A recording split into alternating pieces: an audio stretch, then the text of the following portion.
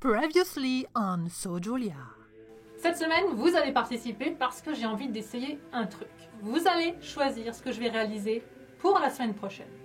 Donc voilà, vous avez le choix entre le 1 et le 2. C'est ainsi que jour et nuit elle se mit à coudre, pour satisfaire le vote de son audience. Le week-end fut passé et la robe fut terminée. Cependant, la méchante sorcière appelée The Week, et bon, la semaine quoi, jeta son emprise sur la jeune couturière.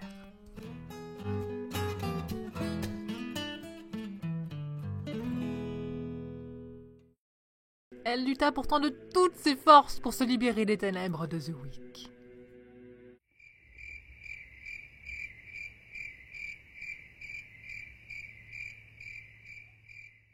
Je me demande combien il y a de poils dans une moquette. Mais le sort était puissant. 2, 3, 6229, 6230, 4832. C'est alors que deux silhouettes lui apparurent en songe. La première était une femme du Nord dans un bois. Pour se protéger des premiers froids, elle s'était drapée dans une étoffe produite sur l'île de Bretagne par la famille Azos et maintenue par une broche ramenée d'Écosse. Ses cheveux étaient maintenus à l'arrière à l'aide d'un collier. Sa taille était ornée d'une minuscule ceinture qu'elle possédait depuis si longtemps qu'elle-même ne se rappelait plus de sa provenance. Ses mitaines, elles, venaient d'un marché, de basse altitude, près de la rivière La Redoute. Le temps devenant de plus en plus frais, elle s'était rendue chez les frères Anne et Maurice pour leur commander un collant chaud et épais. Quant aux bottes qu'elle arborait, elles lui avaient été offertes par un voyageur d'une grande île très loin au sud. Elle portait une inscription au dos de 3 lettres. UGG.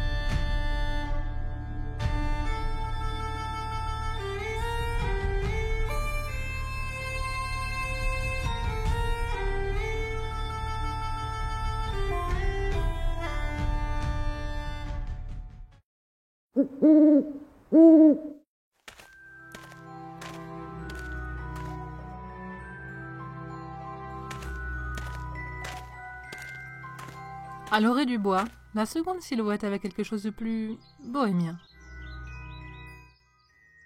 Toujours dans cette robe noire, elle profitait des rayons du soleil avant de reprendre la route.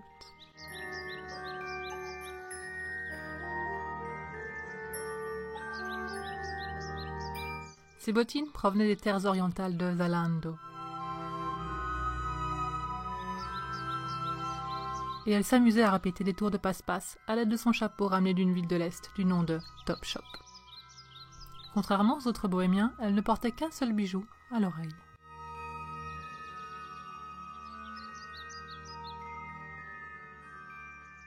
Elle portait aussi une ceinture confectionnée avec un mors, probablement l'œuvre de Ralph Lauren. Il jouissait d'une bonne réputation chez les gypsies. Sa tenue était encore composée de 2 éléments. Une redingote courte, imaginée par les frères Anne et Maurice, encore eux. Et d'un tissu bien plus oriental offert par le cheikh El La Redoute lors d'un voyage.